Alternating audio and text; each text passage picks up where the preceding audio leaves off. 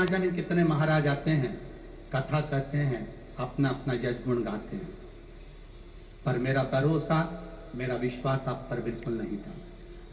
मैंने कई महिलाओं से कहा, तुम्हारे गुरुजी कहते हैं एक लोटा जल सारी समस्या का। अगर एक लोटा जल दुनिया के लोग चलाते रहते तो ना जाने कितने लोग करोड़पति बन जाते। मैं नहीं मानती ऐसे गुरुजी को। मैंने आपकी कथा भी नहीं सुनी थी, आपको मानती भी नहीं थी, पर गुरुजी मैं खुद बहुत दुखी थी, बहुत तकलीफ में थी। धन दौलत संपदा क्या होती है मालूम नहीं था, पर गुरुदेव, सब लोगों से मैंने एक ही बात कही कि अगर जल चढ़ाने से कोई करोड़पति बनता तो ढेर सारे बन जाते।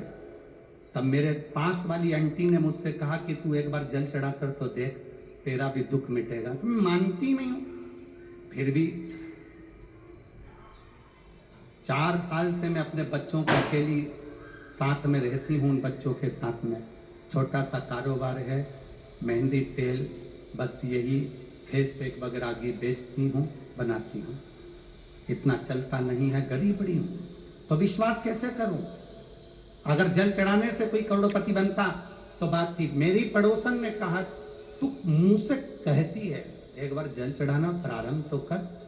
मैं काम करूं कि जल चढ़ाऊं? फिर भी मेरी पड़ोसन के कहने से मैंने पशुपतिनाथ का व्रत किया।